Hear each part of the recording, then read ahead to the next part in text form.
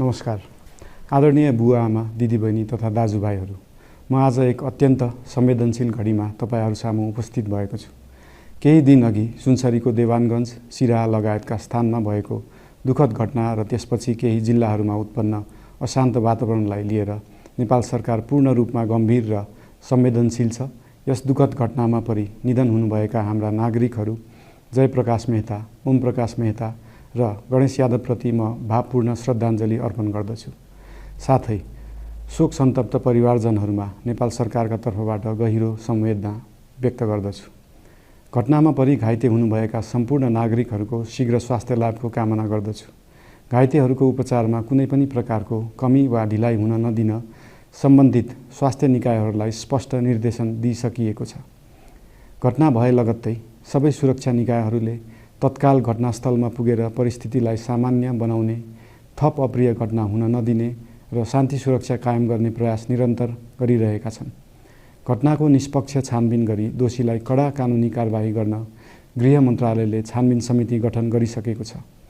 म सबैमा विश्वास दिलाउन चाहन्छु कि यो छानबिन पूर्ण रूपमा निष्पक्ष र पारदर्शी हुनेछ। घटनामा संलग्न दोषी जो कोही भए पनि कानुनी दायरामा ल्याउन सरकार प्रतिबद्ध छ। अवस्था थप नबिग्रियोस्, कुनै पनि नागरिकको जनधनको क्षति हुन नपाओस् र स्थानीय स्तरमा विश्वासको वातावरण बनोस् भन्नका लागि नेपाल सरकार निरन्तर क्रियाशील छ। परिस्थिति सामान्यीकरण गर्न केन्द्र स्तरमा सर्वदलीय बैठक आह्वान गरी गहन छलफल गरिएको छ। स्थानीय तहसम्मै जनप्रतिनिधि, नागरिक समाज, विभिन्न धार्मिक गुरुहरू, समुदायका अगुवा तथा सामाजिक व्यक्तित्वहरूसँग निरन्तर संवाद भइरहेको छ। स्थानीय स्थितिको प्रत्यक्ष अनुगमन गर्न, पीडित पक्षसँग संवाद गर्न र शान्ति सुरक्षालाई थप सुदृढ बनाउन गृहमन्त्री स्वयं सो स्थानमा पुगिसक्नु भएको छ। साथै देशको समग्र शान्ति सुरक्षाको अवस्थाबारे गम्भीर समीक्षा गर्न राष्ट्रिय सुरक्षा परिषदको बैठक बसी परिस्थिति अनुसारका आवश्यक निर्णयहरू समेत गरिसकिएको छ। यस्तो संवेदनशील घडीमा सामाजिक सञ्जाल वा अन्य माध्यमबाट असत्य, अपुष्ट सूचना, अफवाह, घृणा फैलाउने सामग्री वा समुदायबीच वैमनस्य बढाउने अभिव्यक्ति प्रचार प्रसार नगराउन अनुरोध गर्दछु। साथै सरकारी निकायहरूबाट जारी भएका आधिकारिक तथ्य र सूचना मात्र विश्वास गर्न विशेष आग्रह गर्दछु। प्रत्येक नागरिकको जीवधनको रक्षा गर्नु, सामाजिक सद्भाव जोगाउनु र समाजमा शान्ति कायम राख्नु राज्यको सर्वोच्च र प्राथमिक दायित्व हो। आगामी दिनमा पनि राज्य थप सतर्क र संवेदनशील रहनेछ। प्रत्येक नागरिकको जीवन सुरक्षाका लागि सरकारका सम्पूर्ण संयन्त्रहरू अहोरात्र खटिनेछन्।